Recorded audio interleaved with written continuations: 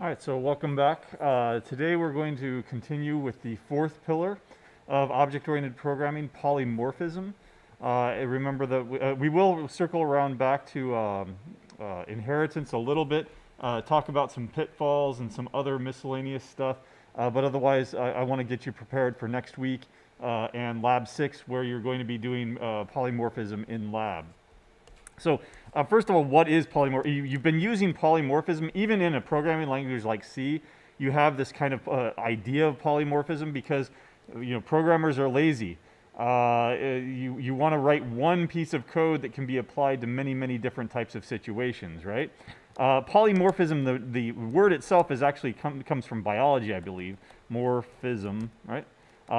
Poly equals many, and morph equals forms, right? So in other words, it has many forms. You want to write code that has many uses, that has many forms. With respect to code, a variable, method, or class may be applicable to many different types of variables or classes, right? In other words, it can have many forms, right? For example, again, just like you have in C, you have weak encapsulation, where you've got structures, but you don't have the other two items of encapsulation, where you can protect data and you can group the methods that act on that data in the class as well. You also have weak polymorphism in a programming language like C. For example, in C, how do you sort? Remember, we are online, so if you have questions, go ahead and post them to Piazza. For anybody that's joining us at home. So how do you sort in C for those with a C background? What's the function that you use? Quick sort, in other words, Q sort, right? In other words, is there a quick sort for integers? Is there a quick sort for doubles? Is there a quick sort for strings? Right? No, there's only one quick sort. You use one function to sort any type of variables, right? Right. Q sort, again, Q sort, if you're not familiar with it, is just it's not necessarily an implementation of quicksort, but historically that's what it was, and that's why it's called Q sort. But it's generic, right? You have generic coding, right? Code that can be applied to multiple pieces of data, right? Or operations that can be applied to multiple pieces of data, or variables, etc. And you've already seen this. You have subtype polymorphism. Yeah. Subtype polymorphism, right? And let me just go into code mode here and demonstrate something. We never actually looked at these classes. Oops, come on, why aren't you? All right, we'll put something in here. Bird, if I can create a robin, R equals new robin. Now we never actually created these classes, but that's okay because they were fake classes anyway. But I'm treating the variable R as a robin, right? Because I labeled robin R. But I could also have a variable named B, bird, B. Right? Now what can B point to? Well, if I've got a robin and I've also got, say, an ostrich, that's how you spell it, yep, a new ostrich, then this superclass variable B can be applied to either one of those subclasses, right? I can say B is equal to R, right? And now B is referencing a robin. Right? Or I can do that later. I can say B is equal to O. Now B is referencing an ostrich, right? So in other words, that's what subtype polymorphism is, that you can treat a subclass as its superclass. Remember that diagram that I gave you. That is always safe. Treating a robin like a bird is a covariance, right? Because it follows the is-a relationship. A robin is a bird, so it's perfectly fine to do this.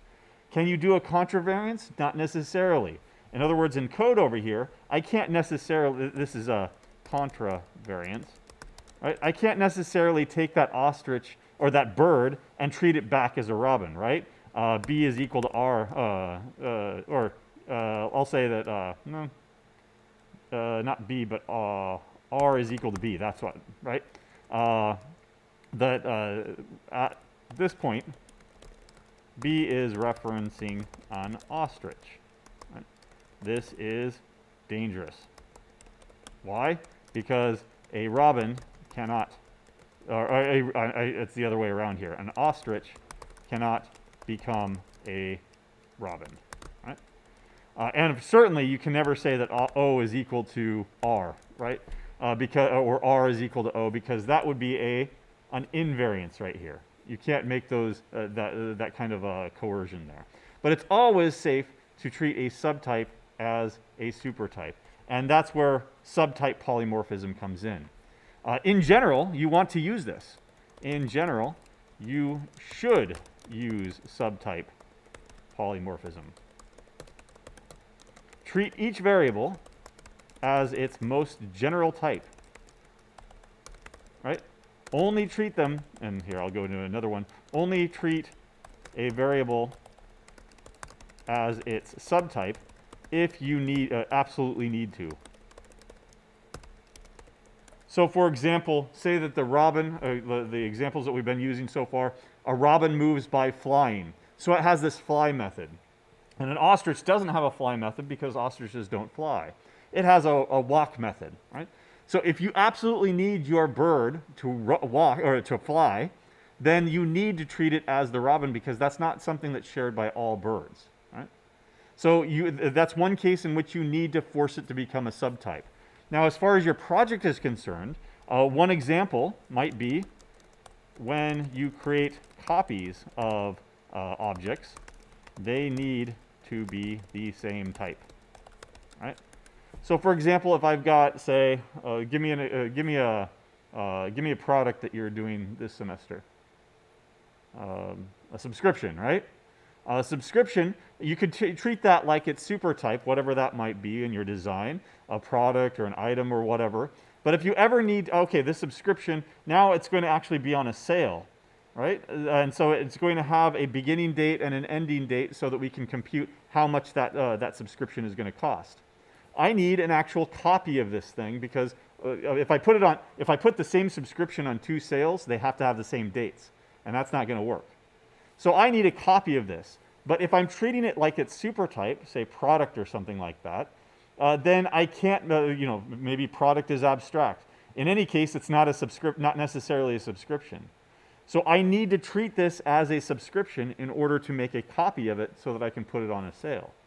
And that kind of subtype polymorphism, where you are forced to do a contravariance, right? You're taking that general type and forcing it to become that subtype for the purposes of copying it or for some other purposes, etc. Then you have to look before you leap, using that instance of keyword, right? So when you create copies of objects, they need to be the same type. So that's one instance in which you would not want to use subtype polymorphism, where you would not want to treat subtype as its supertype. That's why all the time you see me writing code like this, Java. If I've got a list of strings, right? Not strings, but names equals new array list, right? Now, you see beginners always doing something like this, right? Create an array list of strings and reference it as an array list of strings. And that's not subtype polymorphism. It's much better to treat this more generally. Why do you need to know that that's an array list? You're just going to treat it like a list, right?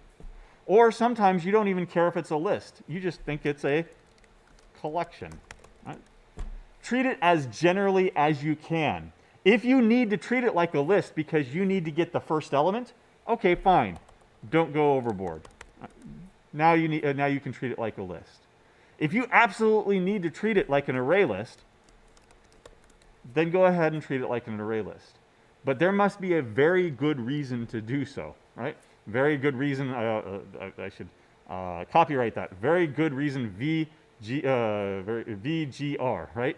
It has to, all of those have to be capitalized, because there has to be a very good reason not to do that. But in general, you want to do something like this, right? Treat the array list as just a list. Right? Or the other example that I gave you is you can treat the array list as a collection because you don't care whether or not it's holding things in order or not. Right? We're going to come back around to this example in my demonstration here coming up. But before we do that, let's look at two other types of polymorphism. One of them is function overloading. Right? So again, a lot of you are coming from a C background. If not, that's fine. There are plenty of other languages that do not support function overloading. But in C, I'll ask again, what function or functions do you use to compute the absolute value? Right? Do you remember? Abs? Oh, okay. Or fabs, or labs, or labs, etc., etc., etc. Why so many? Yeah, so abs is for an integer, right? Fabs is for a floating point number. Labs is for a long, right? Labs is for a long, right? There are several different variations on this one function. They all do the same thing. They all compute the absolute value function, right? So why do we have so many? In a programming language like C, in programming languages without function overloading,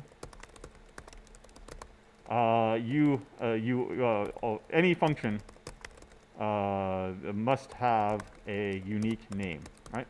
In other words, you cannot have functions, two different functions, multiple functions, with the same name, right? But we don't have that in Java. In Java, in fact, I don't know if I've got a Firefox open. Let's go ahead and take a look at the math library over here in Java. Java math. All right. And there are a couple of absolute value functions, just like there are in C. There we go. Let's zoom in here. In fact, how many are there? 1, 2, 3, 4. But it's not named fabs, abs, labs, etc. We have 4 absolute value functions here. They each take a different type. Why? Because we have something called function overloading. A programming language that supports function overloading, a programming language that supports function overloading, allows you to create multiple functions with the same name as long as you have different number or different type of parameters. Of a different. I'll complete that. Right? Now, why is that important? What if I had two functions, and here, let's just go into Java here.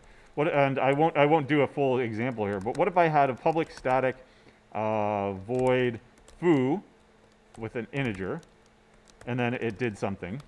It had a foo-like nature. And then I had another function, foo, that took also an integer. Now later on in your program, right, you did something like, this is my utility class or whatever, utils.foo, and I'll pass it in 42. Right?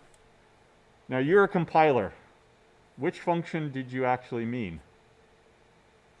Who knows, right? The compiler's not smart enough to read your mind, right? So they have to vary. If I put in a double instead, now this is perfectly fine. Because on this last line here, when I say utils.foo, now you're a dumb compiler. Think like a dumb compiler at least. Which one did you actually mean? The first one, because you gave me an integer. If I change this to foo 42.5, okay, you gave me a double. You must mean the second one.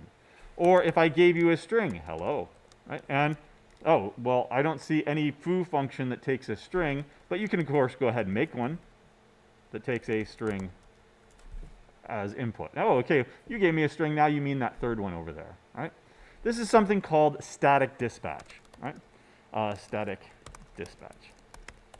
And you may or may not remember, but the keyword, the word static, it's not the same thing as this static up here. When we say static and dynamic, we generally mean static is something that is done at compile time. Dynamic is something that is done at runtime. So this is static dispatch. The compiler can figure out which function you meant to call based on the types of variables you passed to it. Right? That's static dispatch. The compiler can say, oh, okay, you gave me a string, so I'll go ahead and hook this piece of code up when I compile it to that third version of that. Right? This is great because now we don't have to live in that C world where I have to have a brand new function name for every single type of function, or for the function that does exactly the same thing, but with completely different names depending on the types. Right?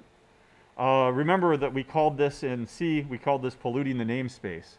Once you've created a function with the name foo, that's it. There can be no other function with the name foo. So imagine living in that world, right? And you want to bring in library A that defines a function foo, and bring in a library B that defines a function foo. Even though you're not going to use that foo function, you are going to use some other functionality over here. Imagine in your current assignment where you bring in two different libraries, xstream and gson. What if there was a conflict between the two because they both had save to file function, right? You wouldn't be able to use these two libraries together because they've polluted the namespace. But having function overloading solves this problem. Because you can go ahead and have as many functions as you want. I mean, it's solved differently by putting things into classes in Java, but it's the same basic idea. You no longer have the problem of polluting the namespace. Right? Static dispatch, the compiler can figure out which function you meant to call at compile time. Right? Very, very, very useful. There's another type of overloading called operator overloading. And you know what? Let me go ahead and put these into subsections here. And I'll put this one back into a subsection. There we go. All right. Same basic idea, but with operators, right? For example, in Java, how do you do string concatenation? String, string. How do I concatenate them together? Plus, right? Is that the only meaning of plus? No, what's another meaning of plus in Java? Int plus int, right? This is going to be addition. Good. This is concatenation. Right? What if I mix those two types? String plus an integer. How would you interpret this? Well, no, definitely not a compiler. You can do whatever you want with the plus operator. Why? It coerces it into a... What happens to that integer? It magically becomes a string, right? 42 becomes the character 4 and the character 2. And then it concatenates them together, right? Right? So you can concatenate anything that you want, a string or an object, right? An object plus a string, right? This is also concatenation. Why? Because all objects have a toString method. And it's just something that's built into the language. Operator overloading. An operator can be polymorphic. It can mean one thing in one context, and it can mean something completely different in another context. In Java, this is the only operator overloading, okay?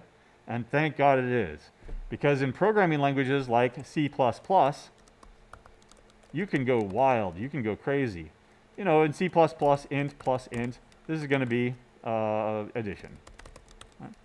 What if you have a different data structure, though? What if you had a set? Or what if we did this in Java, too? What would be your interpretation of that? A set plus a set. What's one possible interpretation? Maybe you take the contents in the second set, add it to the contents of the first set. Okay, so add the first to the second. Okay. Or, what's another? You're taking, most of you are taking 235 right now, right? Take a set, take another set, and add them together. Union, right? Union. In other words, this set plus this set, you take out the duplicates, right? It could be the disjoint union, right? Or it could be the, it could result in a multi-set, right? Et cetera, et cetera. Which one is the most reasonable? I'd say in this case it's probably union, but somebody else might have a different opinion. Nope. Add the first one to the second one. It gets really hairy if you do, say, a list plus a list. Now what's the interpretation here? A list is ordered, so we no longer have the notion of a set, so we don't have union. Well, it could be.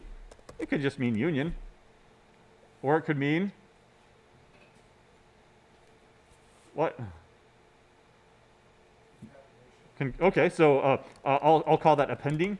Right? You're taking one list and appending it to 1, 2, 3, 4, 5, 6, 7, 8. Now it's 1, 2, 3, 4, 5, 6, 7, 8. That's perfectly. I mean, in some programming languages, it's like that. Is there any other component-wise addition? Some people might interpret this as a vector. 1, 2, 3, 4, 1, 2, 3, 4. You add them together. So 1 plus 1, 2, 2 plus 2, 4, 3 plus 3, 6, 4 plus 4, 8. I had to close my eyes to do that. So it's vector addition, right? I.e. vector addition. Right? So it gets really hairy, right? What's your interpretation of that? And it gets really bad if you start doing things that may not necessarily have a good interpretation at all. Time plus time. Well, what do you mean by time? 5 seconds plus 10 seconds is 15 seconds. That makes sense. But this morning at 10 o'clock and this afternoon at 3 o'clock, what does it mean to add those two things together? Right? It doesn't make much sense, right? So, right, I have no idea what the interpretation there is, right?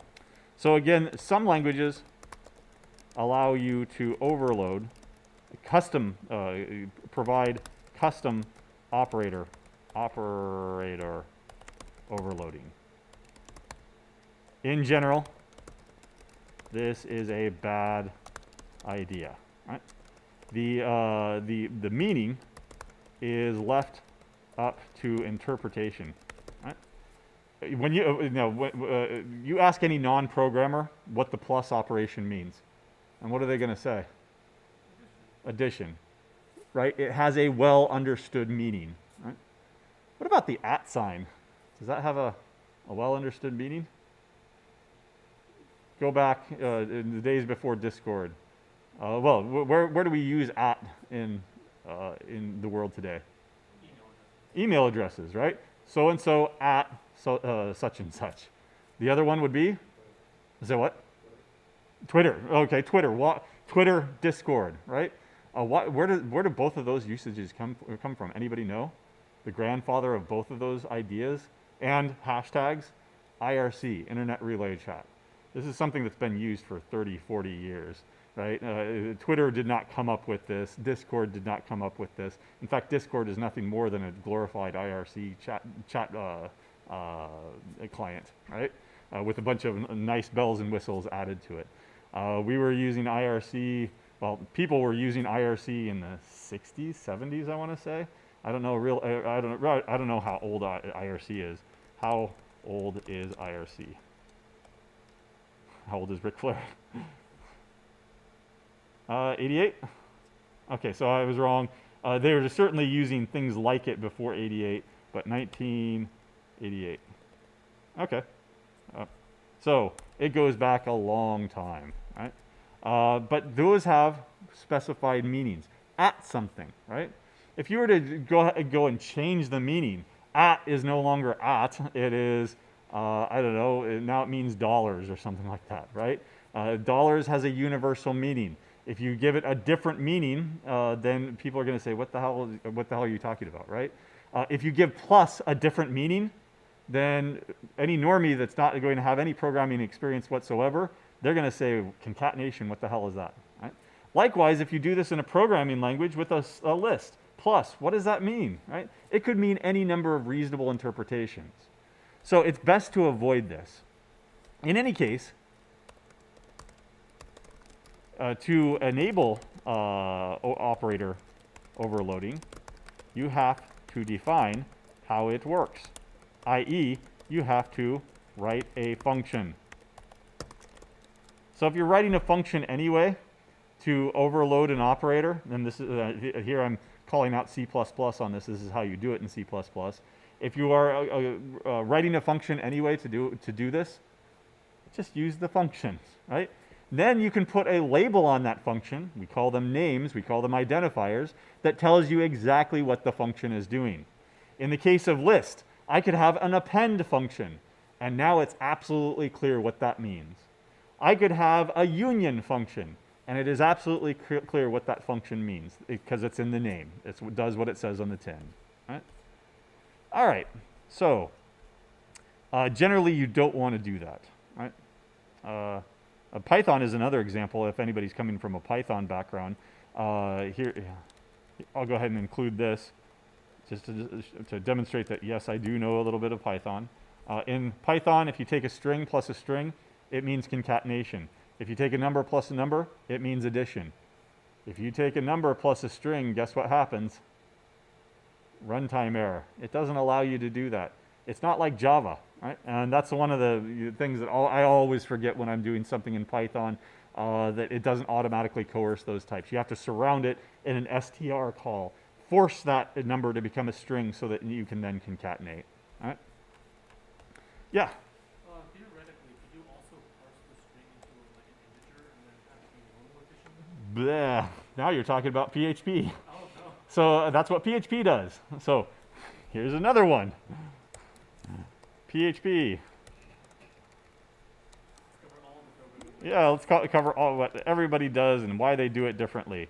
String plus a string means, actually, let me go ahead and get rid of that. Number plus a number means addition. That makes sense. Number plus a string means try to parse the string as a number. If you fail, treat it as 0. And then it goes ahead and whatever it ends up being, it gets added to that first number. In PHP, they call it type juggling, right? And like I say in the other section, that's a very apt name because PHP is a clown language. Right? So, and if you ever try to do, say, string plus a string, try to parse both as numbers. And if you fail, then treat it as 0. PHP, string concatenation, is another. PHP is also a Frankenstein language in that it takes whatever it wants from any other language. And it took string concatenation from Perl, and the string concatenation operator is period. Right. So you take a string S and you take a string T, to concatenate them together, it ends up being a period. Weird. But true. Right? All right. Now, the last type of polymorphism that I'm going to talk about is by far the most powerful and by far the most useful, parameterized polymorphism. Right? Now, this is the polymorphism that really allows you to construct an entire cathedral of code and have it be applicable to anything. Java and C++ and a bunch of other languages allows you to parameterize a class, method, or variable, right, to be applicable to any type, T. And I went into code mode there for a reason. It's like you have variables, right? Let me go ahead and go into code mode here and start talking about this. Int a is equal to 42, right? Actually, I'm not even going to assign it a value, right? A is a variable whose value can vary, right? You can set it equal to 42. You can set it equal to 101, right? A is equal to 101. But A's type is always fixed. It is always going to be an integer. And that cannot change. Let me do a different way of, let me do another different type of variable declaration. And I'll call it tx, right? Because I've already used a here. So not only is x a variable, x is a variable whose value can vary, but also the type can also vary. Right? What type is x? It's t. T is a variable. It could be an integer. It could be a double. It could be anything that you want it to be. Right? Now, you can't just do this willy-nilly. You need to do this within a context. You need to do this within a class that has been parameterized, a method that has been parameterized, in which case you can then use a variable that's been parameterized. Okay? Essentially, it means that you can write one piece of code to rule them all, right? And you've seen this already. In fact, you've used this already. Let me go ahead and go over to my demo mode here, or demo class. And you've seen this already, right? A list of integers and numbers equals new array list. Right? This is the parameterization right here. The Langle-Wrangle, right? We call that, some people, so that's LaTeX speak, so that's not universal. So let me explain that. The left angle and the right angled brackets, we usually call them less than, greater than. If you know LaTeX, though, the shorthand for those are Langle-Wrangle, and left angle and right angle. So some people have adopted that, even talking in the context of code. So you've got Langle-Wrangle here. This is the parameterization. This list is only good for integers. You can add as many integers to it as you want, right? 10. But you can never add something that is not an integer. Oops, 10, there we go. That will be a compiler time error because you said that, well, this list is for integers and you can add an integer, but you can't add a string because a string is not an integer. Just like a bird is or a robin is a bird, but a bird is not necessarily a robin. You can actually change this to be the most general type. Everything in Java is, except for primitive types, are objects. Right? And now it's perfectly happy. Why? Because an integer is an object. A string is an object. Okay, how do you work with this? You could print them out if you really wanted to. Let me go ahead and get rid of the rest of this so that we don't have any confusion, because we're going to use that in a second. But can you add them together? For int I equals 0, I is less than numbers dot length, or size, sorry, I plus plus. I want to sum them all up. Int total. I'll start that at 0, and then numbers dot get the ith value, and add that into the total. Is that going to work? No, why not? Can you add strings? Well, you could add strings, yes, but let's go ahead and change this into a character. C. There we go. Can you add single character? Well, again, if you were coming from a C background, you'd say yes, because the ASCII text table is nothing more than the numbers 0 through 127. So yeah, why not? Right? Can you add a bank account? New bank account. Something like this. Definitely not. Right? How do you add a bank account? You can have an interpretation of that means, well, add all the balances of a bank account. And that's actually what we're going to do here. Right? But this is parameterization. Once you parameterize it, it is good for that type or any other type that is a subtype of it. In other words, if I created a list of birds, I could put robins into it. I could put ostriches into it. Right? And that would be perfectly fine. You've used it. Now, let's go ahead and look at how we can actually produce it, right? Produce things that are parameterized. Let me go ahead and get rid of this. This is where we're going to start off here. So I've created my address. I've created 2 savings accounts so that I have at least one more, 2 checking accounts, and various balances over here.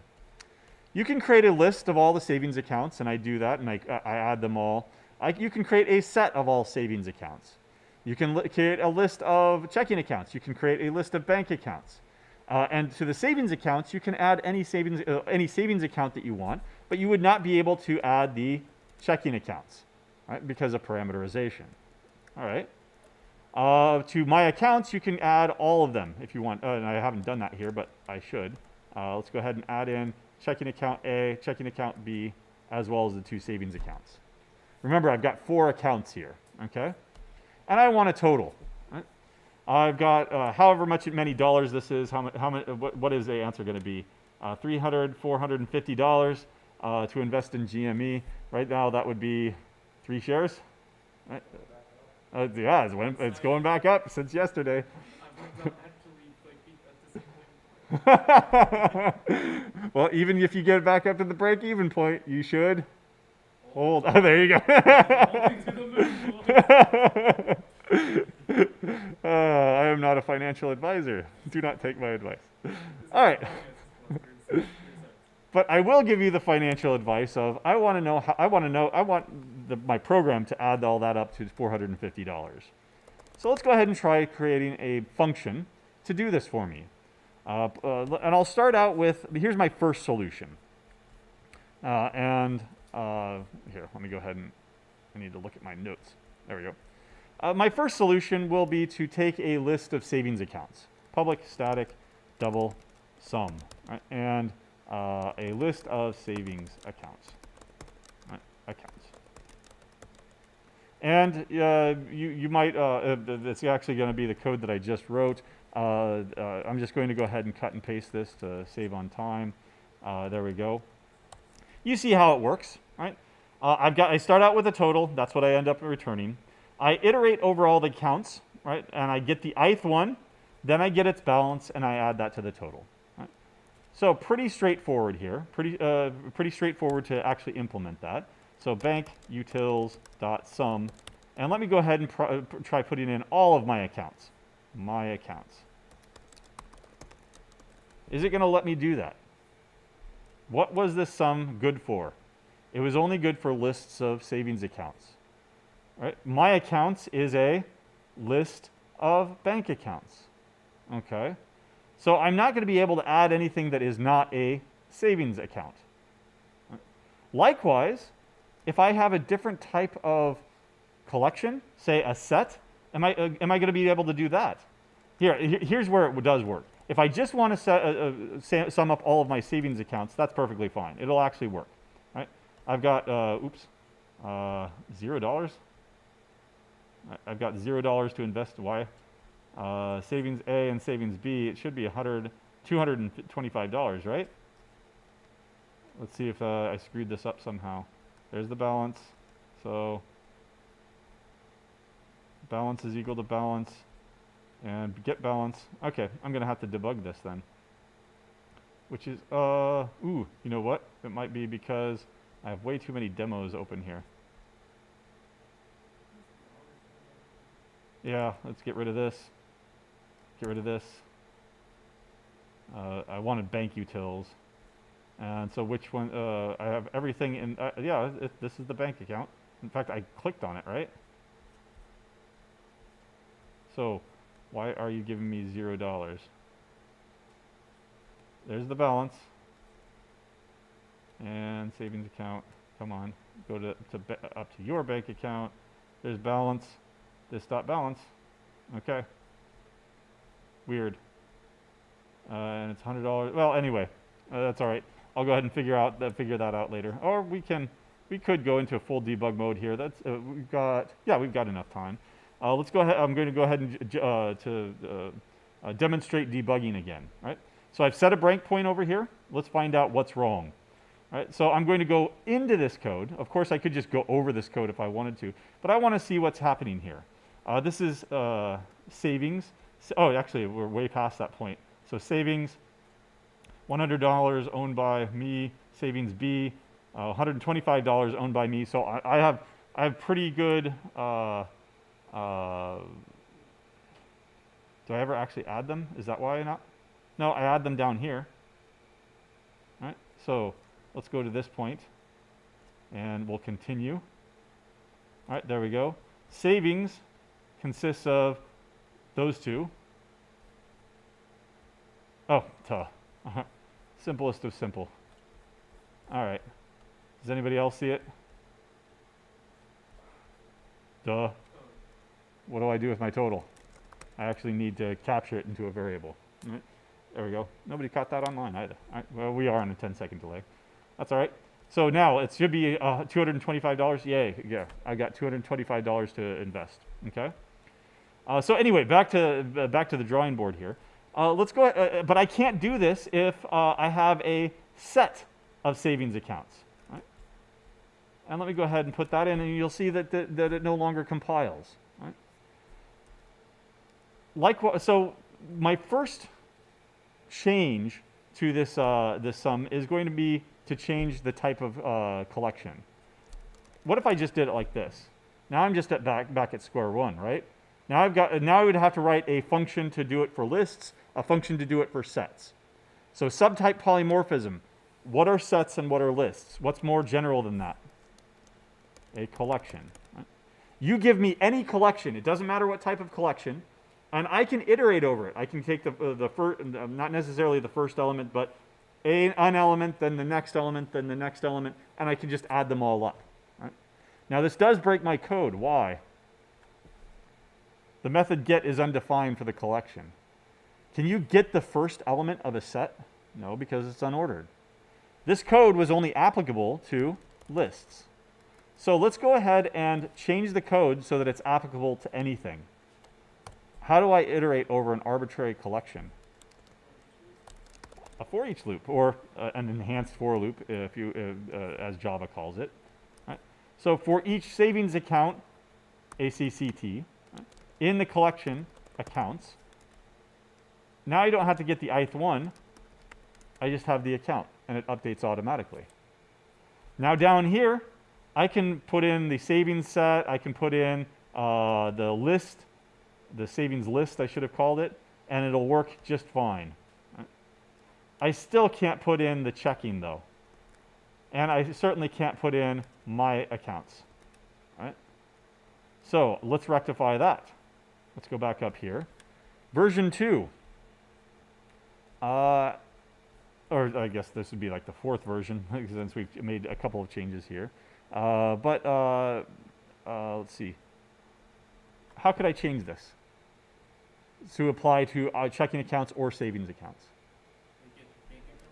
Bank account in general, right? Again, subtype polymorphism, parameterized subtype polymorphism. And now, what are you griping about now?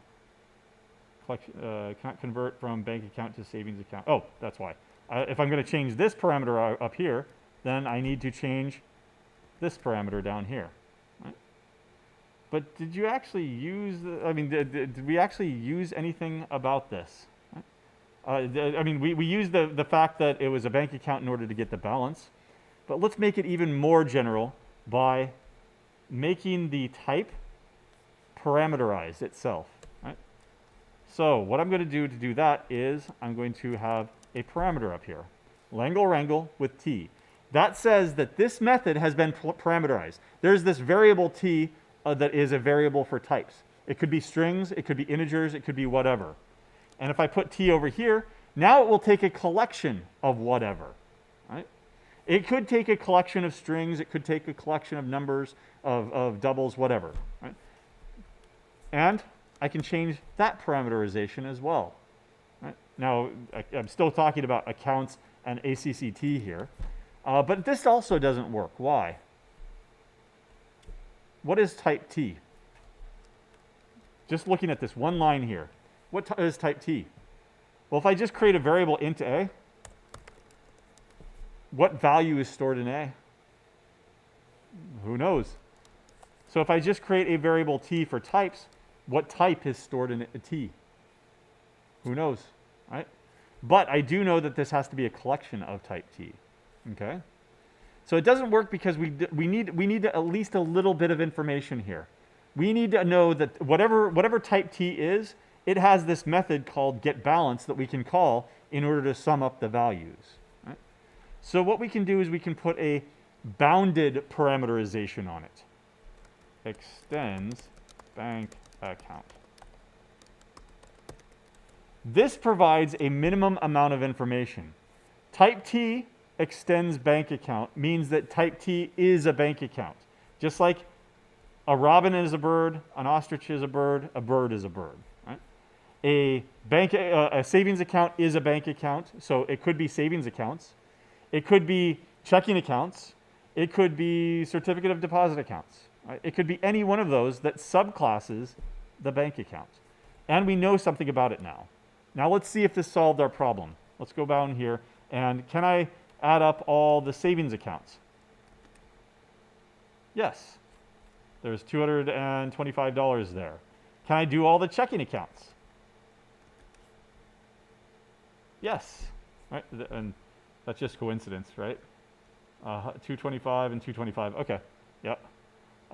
And can I do all of the accounts? Yes. Why? Because checking accounts and savings accounts are all bank accounts. But now let me come back up here and think about this for a second. Did we actually use the type here, T, at all? Nope.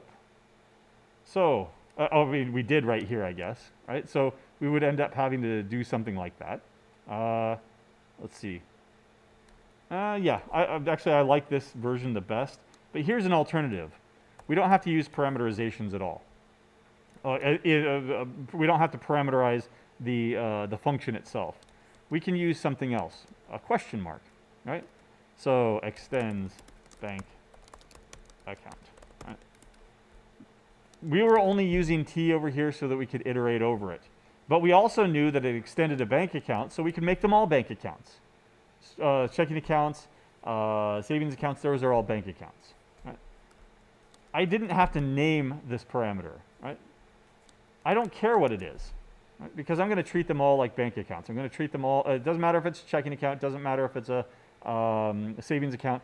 I'm going to promote them all up because all I'm doing is getting their balance to add up how much is in there. Right? This question mark is I don't know and I don't care. Right? It's called a wildcard. So if you're used to Unix command line stuff, the wildcard is the asterisk. It matches anything. It's also used in regular expressions. So arguably, they should have used an asterisk here, but of course, that means multiplication in programming. So they used a question mark here.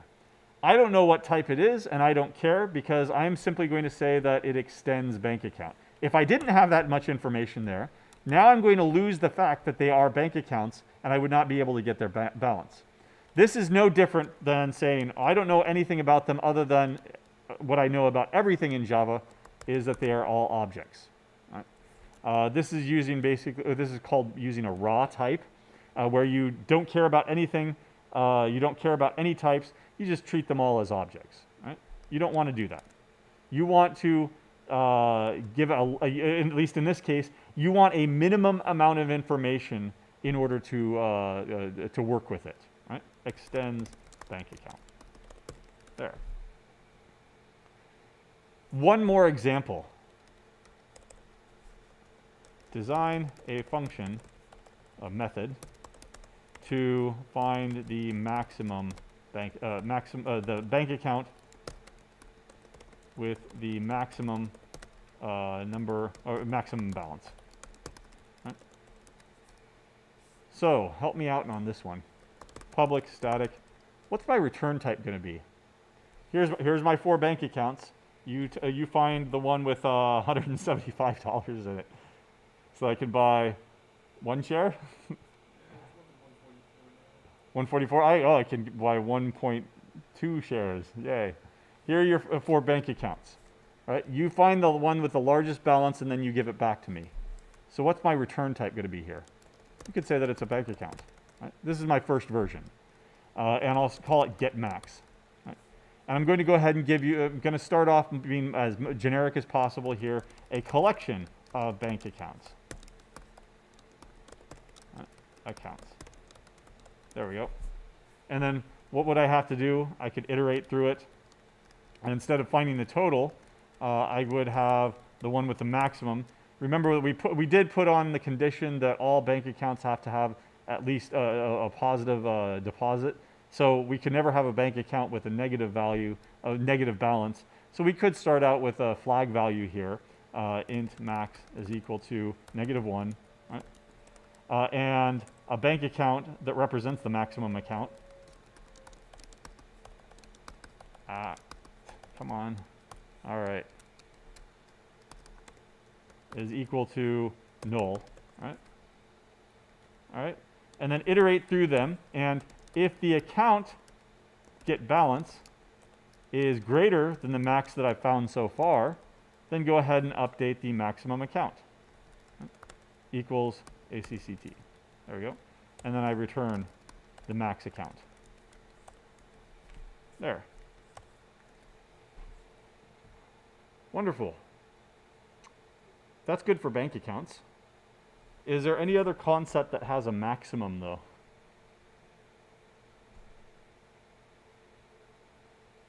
What if I had a collection of integers? Could I use this function on that? Nope. I can use this on any bank account, any future bank account that I create. If in the future I created a loan account and I made that extend the bank account, I could go ahead and do this.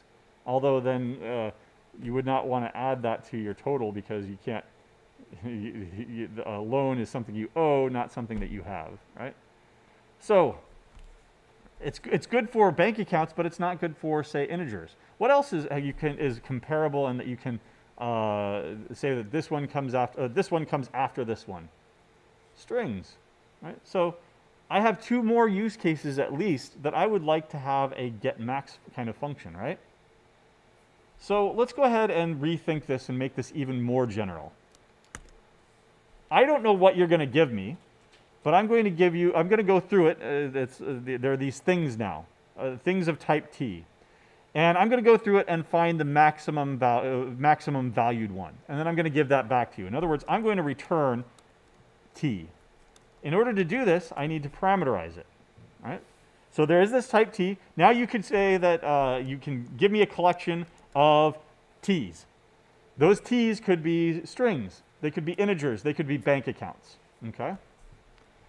I can no longer call this a bank account because I don't necessarily have bank accounts. I could have integers, but I can call it a T. And I'll call it max. And I'll initialize it to null here. Because, and why did I erase that flag value? If you're finding the maximum value among a bunch of strings, does it make sense to take -1? Nope. In fact, even if you're finding the maximum value among a bunch of numbers, a bunch of integers, they could all be negatives, right? They could all be less than -1, and therefore using that as a flag value is not an option. Now, I'm not going to initialize this to null. I'm going to initialize this to the first element. I'm not going to call these accounts anymore either. I'm going to call them elements. There we go. Pluralize. You pluralize variable names. You never pluralize, almost never pluralize class names. Right? I'm going to get that first one. Elements dot get the first one.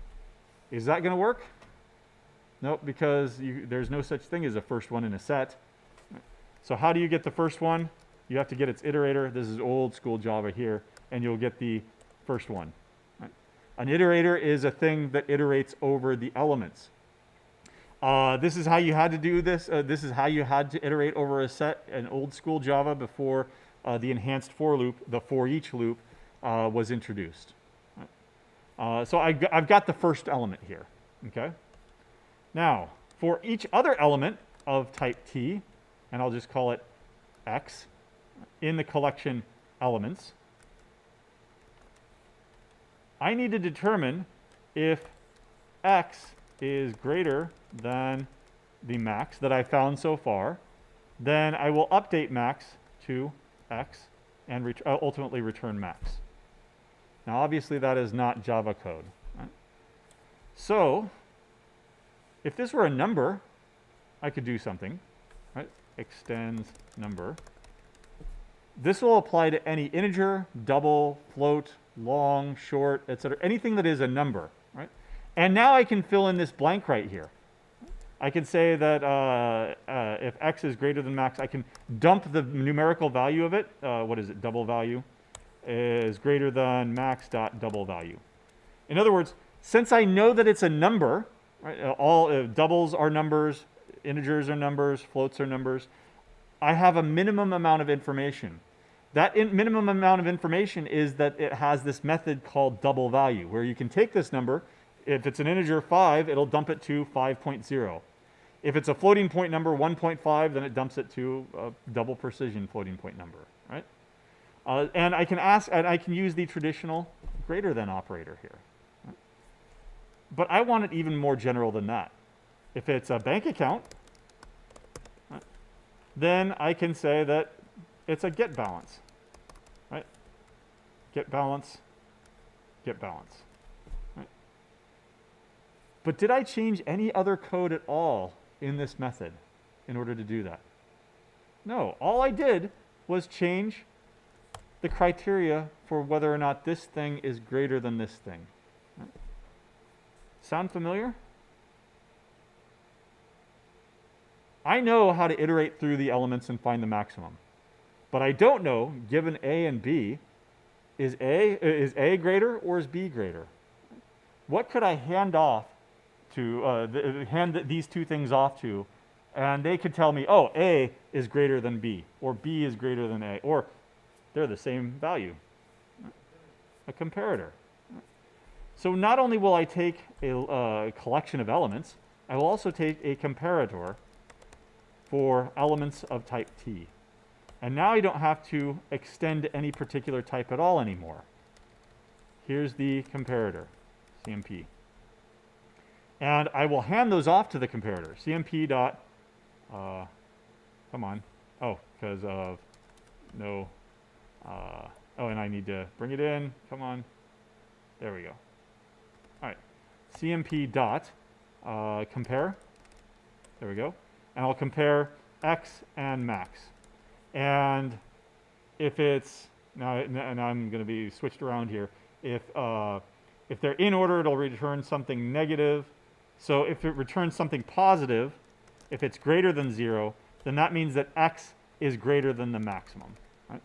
And visually, you should be able to do that, because if you have X and max here, and these are numbers, then the less than sign would be going that way. And so all you have to do is preserve that same direction over here. Right? Somehow I always forget that, though. Right? Of course, if you change them around, max, X, then you could do this with a less than. Right? Because now X is greater than the max, and so you know that you need to update the max. Okay? I'll go ahead and change that back, though. All right. Excellent. Now I've got this max function. I can find my highest balance savings account, checking account, whatever I want. Bank account maximum is equal to bank utils.max, get max, sorry, of my accounts. And now I need a comparator, though. Right? That's where a comparator comes in. And we've seen this before in class, but let's go ahead and practice it again. Comparator for, say, bank accounts. That parameterization. This is a comparator for bank accounts. I'll call it CMP because that's what I've called it down there. And I will create a new comparator. This is called an inline anonymous class declaration. And I need to spell comparator correctly. There we go. There. And so I not only define it right here, but I also define what the methods are in that class. And there's only one method. There's a compare method. So I want the, to put them in order, I want the one with the maximum bank account. So all I need to do is if O1 dot get balance is less than O2 dot get balance, then I'll return something negative. Else, if it's the other way around, oops, then I will return something positive. Otherwise, what's the only other case here? Return 0 because they're equal. Right. Let's see if this works out. System.out.println max is going to be, otherwise I might be mixed around here. Am I? Anyone? What is my maximum account? It should be that one with $175 in it. So let's find out if I did it right. Yeah, I got everything right on the first try. All it needs is a comparator. But a comparator is only possible if you parameterize it. Just like in QSort or binary search or whatever else we did last semester in C, it still needed a plugin. That plugin was a comparator function. This is a comparator plugin. It's a parameterized class. That's your plugin. Right? And implementing something like this is only possible if you use parameterization. Because otherwise, if you wanted to get the maximum of integers, you've got one function. If you've got the get a maximum of doubles, then you've got another function, another method. If you have a user-defined type like a bank account, what does that mean to find the maximum value? The one with the most interest? The one with the most, the highest balance, right? Well, it can mean any number of things, and that's why you need to create this comparator. Another option would be to use the comparable interface, and to take this logic right here and put it directly into the bank account class. This is an interface, so it'd be implements comparable, and it's comparable for bank accounts. It would be weird if you said that this bank account is comparable to strings, right? You could do that if you wanted to. And what that would mean is that you would take this bank account and take this bank account, and then, but the actual comparison function would take strings, maybe a string representation or something like that. But it definitely does not make sense. Right? Oops. Bank account. There we go. Now it's going to complain here. Implements comparable. It should. Oh, so you are abstract, so I'm not forced to implement this, but I am forced to implement this into the checking account. Right? Add unimplemented methods. What does it look like? It's this compare to method. And here is where I would put my logic. Except instead of O1 and O2, I would be comparing this object to that object. Generally, you don't want to call them that. I would stick with BA for bank account.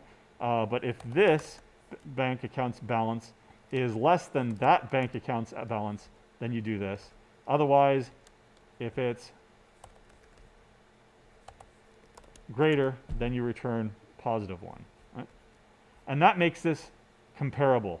And savings account's the same thing here. So what I'm going to do is I'm going to take this and promote it up to the bank account class so that I don't have the same implementation all over the place. And now checking account, and oh, come on, save. There we go. Checking account inherits that method. Savings account inherits that method, and everything is now comparable. The drawback to using the comparable interface versus a comparator is that if you make a class comparable, then it's only ever comparable by one thing. Right? What if I wanted the minimum bank balance? Right? Then that's a different way of ordering bank accounts. Now everything is reversed. What if I want the bank account with the highest account number? So in other words, I'm looking at strings now instead. A comparator allows you to do whatever you want, and you can have as many comparators as you want. But a comparable interface only allows you to do one thing. Right? What would that look like over here for the get max? Well, using function overloading, I can have another get max that does not take a comparator. Instead, elements of type T must extends the comparable interface for elements of type T. Right? And now it's happy here, right? Except for I don't have a comparator anymore. I just need x dot compare to the max. There. So that's another alternative. I know that this is an interface, and so when you implement the comparable interface, you use the keyword implements. I don't think you can do that here, though. Right? That's because implements is important when you actually create the interface or when you implement the interface, but from the perspective of object-oriented programming and from the perspective of Java, once you say that you implement something, it follows this hierarchy. It is a comparable class. So it follows that is a relationship, even though it's an interface, and you use in this case, you would need to use the keyword extends. All right, that allows me to not have to do this comparator at all. and I get the same exact behavior. $175. What are we up to right now? Oh, yeah, gotcha. 152. 152, all right. In real time, it's going up. Right. Any questions on this? Otherwise, you can get super, super complicated. And there is a principle called PEX to follow when you're doing something like this. Not the picture exchange communication system. Producer extends consumer supplies. What is it? Consumer super. That's it. Right? Sure. Stack Overflow. What is PEX? Right? And it's basically just it's short for producer extends consumer super. In other words, you can create a minimum amount of interface using the extends, but you can also use the super keyword to create. It's inverted. You can say that all my types extend bank account, so everything is a bank account. But if you want to work the other way up and say that it is at most a savings account and not a bank account, then you can do that too. And basically, the idea is that you want to, just like you want to limit the scope of a variable, if you're going to design something with a parameter, with generics and parameterization like this, you want to limit the scope of what you are, having a minimum amount of interface with a maximum amount of, a minimum amount of interface with a maximum amount of applicability. If you don't want it to be applied to anything like objects or whatever, you can limit the scope from up here too. That gets beyond what we're going to do. Whether or not you parameterize anything in your project, or just use the parameterizations that are part of the language already, like comparators to sort, comparable interface to find the maximum. I don't know that you would have an occasion to design much in your project using parameterizations. Right? But it is one of the 4 pillars of object-oriented programming, and it is super, super powerful. Right? Because you can write one function to rule everything. Right? In fact, this seems like such a useful function. Somebody probably already wrote it, and in fact they did. Collections.max. And then you can provide it a collection, and it'll do the exact same thing. My accounts. Because it is a comparable, maximum is equal to that, you'll see that it's the exact same behavior here. I still get that number. Right? But wait a second, what about min? Does that work? Yep, min. It just flips it around. Right? There is a version that takes a comparator, so you can go ahead and provide a CMP comparator over here. And this will get the minimum of the maximum by taking the minimum, but using the comparator for the maximum. I think it'll give us, yep, it'll give us the same thing, because it just goes to the other end. But if I had the maximum using a comparator for the maximum, yep, it'll give us that. All right. Then we will continue and conclude object-oriented programming by going back and looking at some of the pitfalls and just the miscellaneous stuff on Tuesday. That'll conclude object-oriented programming. And so on Thursday of next week, we'll start on the next module, which is SQL. You'll be designing, we'll get into databases, database design, and SQL is a language. It's structured query language. It's in the name. So you will be learning yet another language, and it's a declarative language. It's how you query a database. You want to pull results out of a database. You have basic CRUD: create, retrieve, update, and destroy. And we'll start on SQL on Thursday next week. All right. No questions online. Have a good weekend then.